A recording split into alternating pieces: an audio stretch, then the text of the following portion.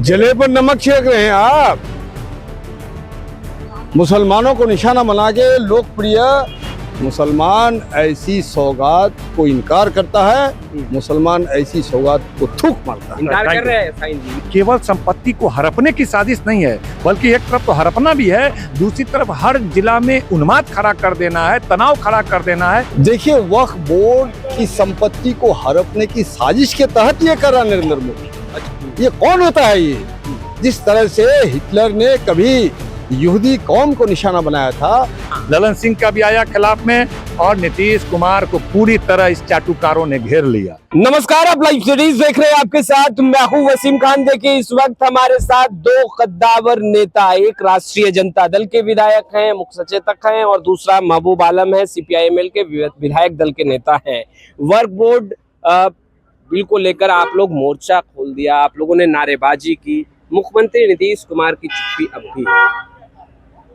देखिए, वक्फ बोर्ड की संपत्ति को हड़पने की साजिश के तहत ये कर रहा नरेंद्र मोदी। अच्छा, नरेंद्र मोदी देख रहा है कि ये मुस्लिम कौम जो है, इस कौम की विरासत करबला का मैदान है, इसको डरा नहीं सकता है वो, और वो देख रहा है ये लोग डर नहीं रहा है। अच्छा, इसलिए हमारी पहचान, हमारी आइडेंटिटी की हिफाजत के लिए जो संविधान ने हमें अधिकार दिया संपत्ति रखने का, वक्फ के तहत जो मदरसा हमारे चलते हैं, मस्जिद चलती है, ईदगाह चलता है, इमामबाड़ा चलता है, और चैरिटेबल ट्रस्ट जो हम अपने बाल बच्चों को शिक्षा देते हैं, उसी पैसा से, और जो कमज़ोर वर्ग के लोगों को हम उसकी ज़िंदगी को आगे बढ़ाने के लिए जो हम उनको मदद करते हैं, फ़कीर को, मिस्किन को, इन तमाम चीज़ों को, तो हमारी संपत्ति को छीनने की साजिश है ये संपत्ति रखने का अधिकार हमको संविधान ने दिया है।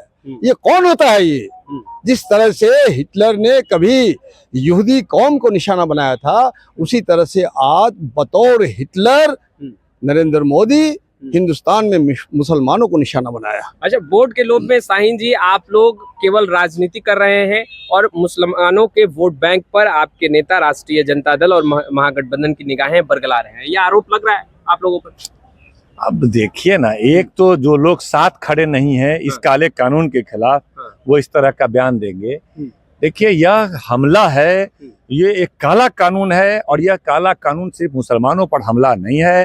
भारत का जो कॉन्स्टिट्यूशन है, जो संविधान है, जो उसमें व्यवस्था है, समानता का अधिकार, उस पर हमला है। धार्मिक स्वतंत्रता का जो अधिकार है, उस पर हमला है। और जो भारत के संविधान की जो मूल भावना है, यह उस पर हमला है। यह हमला भारत के बाबा साहब अम्बेडकर, महात्मा गांधी की विचारधाराओं पर हमला है।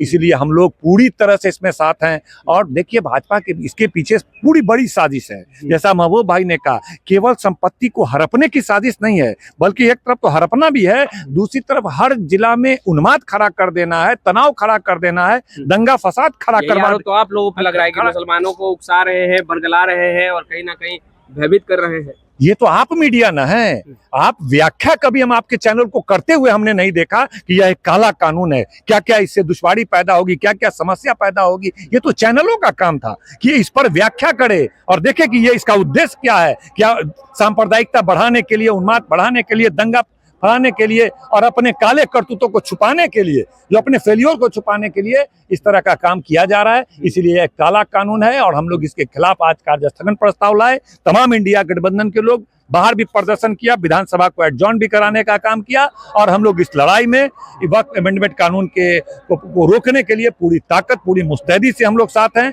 और नीतीश कुमार जी से हम लोगों ने मांग किया कि आप सेकुलर का चोला ओढ़े हुए हैं, आप समाजवादी का चोला ओढ़े हुए हैं, अपने आप को धर्मनिरपेक्ष कहते हैं। आज देश में एक काला कानून बन रहा है, अल्पसंख्यक पूरे देश में चिंतित है, पूरे देश का, और आप अपने आप को धर्मनिरपेक्ष नेता होकर के अभी तक आप वक्तव्य नहीं दे रहे हैं। सौगाते मोदी को कैसे देख रहे हैं? मुसलमानों को सौगात जले पर नमक छिड़क रहे हैं आप।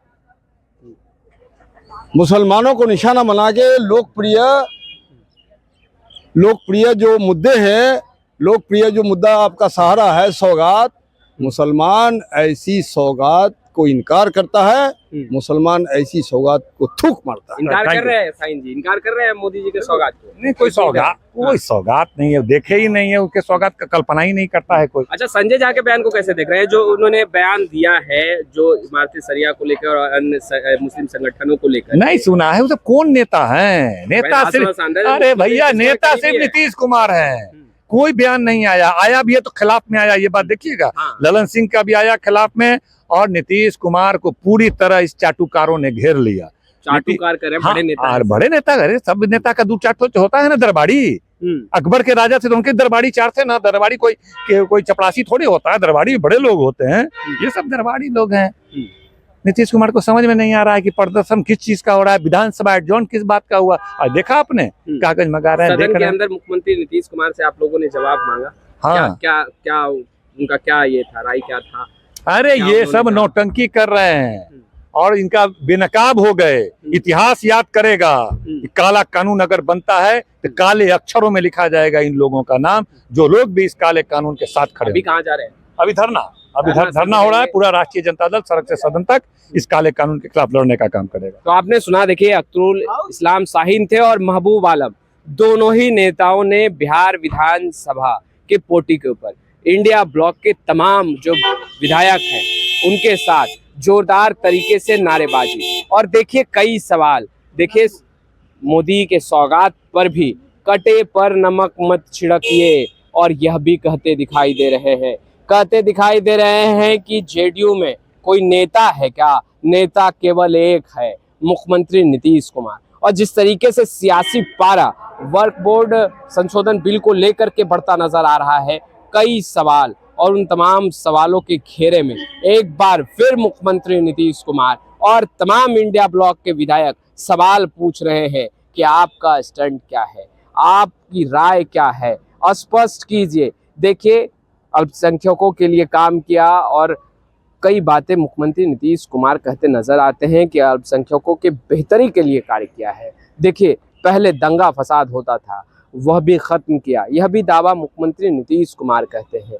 देखिए कब्रिस्तानों की घेराबंदी करवाए, यह भी मुख्यमंत्री नीतीश कुमार कहते दिखाई दे रहे हैं। मगर वक्फ बोर्ड संशोधन बिल को लेकर जहां इंडिया ब्लॉक पूरी मजबूती के साथ खड़ा दिखाई दे रहा है, मुसलमानों के जो संगठन हैं उनके साथ, और आज राजधानी पटना के गर्दनी बाग में भी जो तस्वीरें निकलकर सामने आ रही है, तमाम जो महागठबंधन के विधायक हैं वो बिहार विधानसभा से और बिहार विधान परिषद से निकलकर सीधा गर्दनी बाग के लिए रवाना हुए हैं।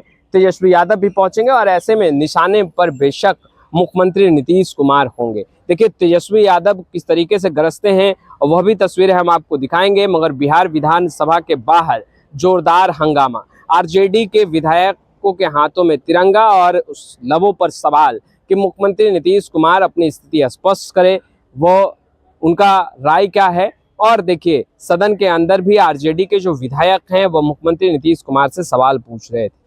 देखिए संजय झा जो कि राज्यसभा सांसद हैं, मुख्यमंत्री नीतीश कुमार के बेहद ही करीबी कहे जाते हैं, उनका भी बयान इफ्तार पार्टी के दौरान निकलकर सामने आया था और कई सवाल उठे थे। देखिए अब महागठबंधन के नेताओं का गुस्सा फूटा है, पारा हाई है, मुख्यमंत्री नीतीश कुमार से सवाल पूछ रहे हैं और कहते नजर आ रहे हैं कि स्थिति तो स्पष्ट करनी ही होगी, उनकी मंशा क्या है। फिलहाल इस वीडियो में इतना ही। अब तक आपने हमारे चैनल को सब्सक्राइब नहीं किया है तुरंत सब्सक्राइब कर ले। आपका बहुत बहुत शुक्रिया।